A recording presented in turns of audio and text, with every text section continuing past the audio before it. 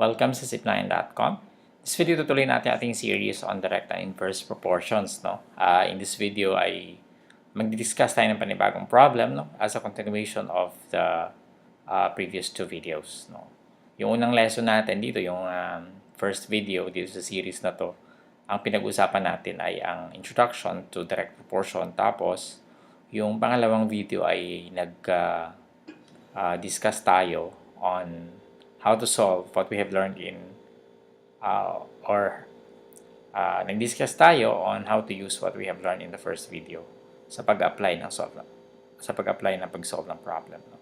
So dito, ang gagawin natin is mag-solve tayo ng another problem, and we have the problem on your screen. No? So if the scale on a map reads 2 inches equals 50 kilometers, how many kilometers are there between two cities whose distance on a map is 7 inches? Okay, so pag-isipan nyo sandali.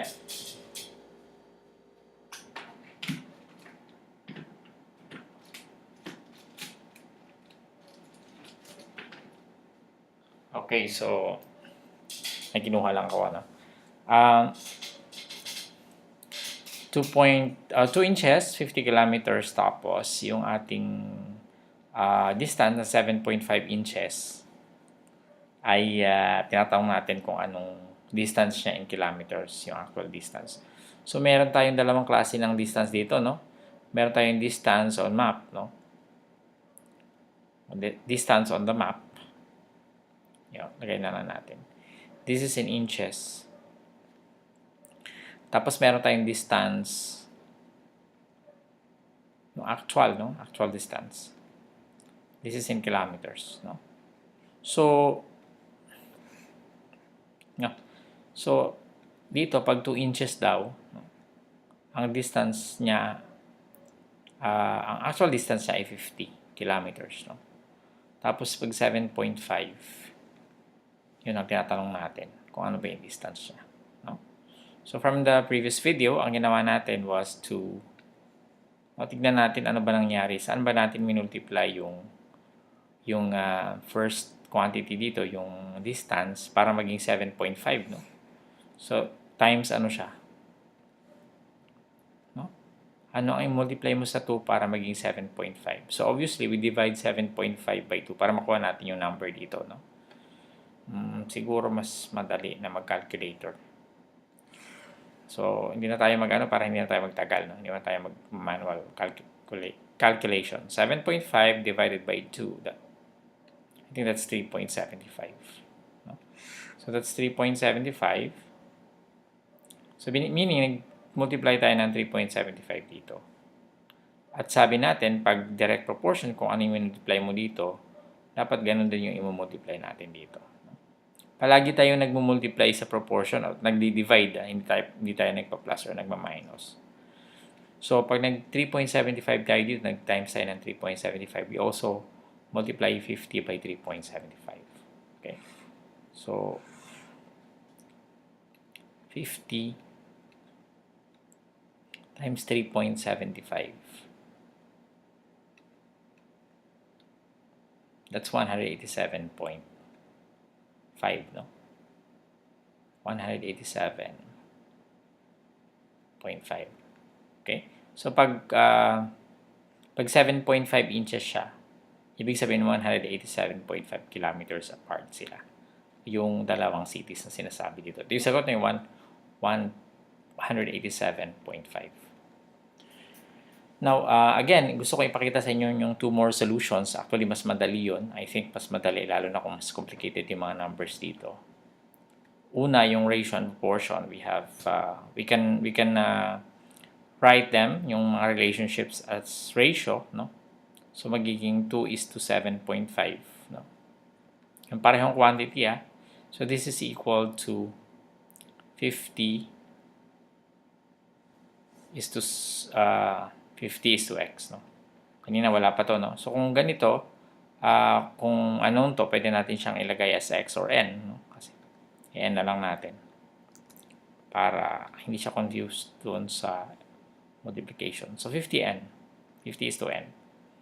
So, again, dahil ito ay proportion, if we multiply the means and the extremes, if we multiply the extremes, which are the numbers doon sa labas ng proportion, and yung nandito, no? Maybe we should put a different color. Itong 7.5 tsaka 50, ito yung means. Ang tawag natin ito ay extremes. Tapos ito ay means. Dapat equal silang dalawa. Pag minultiply mo to, pag minultiply mo to, dapat equal silang dalawa. So, magiging 2 times n is 2n equals 7.5 times 50. No? So, magiging 2n equals, what is 7.5 times 50? 7.5 times 50 and 375. So, this is 375. So, n equals, what is 375 divided by 2? Para makuha natin yung n, we divide both sides by 2. Okay, hindi natin susulat, but again, 375 divided by 2, 187.5. Which is correct because ito rin yung nakuha natin dito, di ba? Okay? And solution 3, this is solution 1, this is solution 2. And we have another solution. Actually, pareho lang naman siya sa solution 2. Ang gagawin lang natin is maging fraction lang siya. So, 2 over 7.5, ito yung ating denominator, di ba?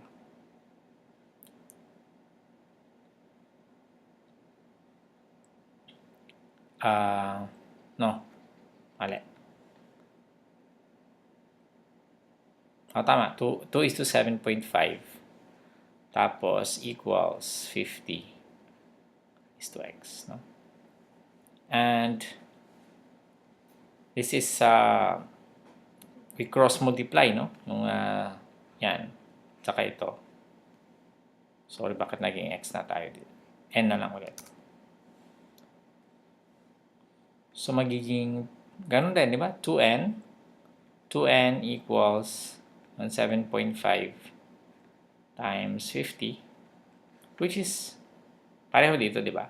So, pareho din magiging sagot nila na 187.5, no? So, ganyan lang mag-solve ng ano. Ang pinakamadali, I think, is itong dalawa. Kasi ito medyo tinuturo ko ito because of the concept na pag ang isang quantity ay minultiply mo sa something, dapat yung partner niya na quantity ay multiply mo rin by that number, no? By that something. Anyway, what I mean is number.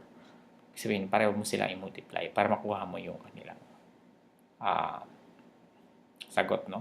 Posible din naman na ito yung wala, no? Tapos ito yung given, no? So, ganun din. Pag kung ano yung multiply mo nito, ganun din yung multiply natin dito. Okay? So, I think that's it dito sa problem na to. Ang susunod na pag-aaralan natin is tignan pa natin yung structure ng direct proportion, no? So, medyo mas konsepto yung i-discuss natin. At least ito, meron na kayong basic knowledge on how to solve direct proportion problems. Maraming salamat. I hope meron kayong natutunan sa ating video. Gusto ko yung invite sa sipnayan.com yung ating website. At kung kayo ay nanonood sa YouTube, no, pwede kayong mag-subscribe sa ating YouTube channel. Maraming salamat. See you in the next tutorial.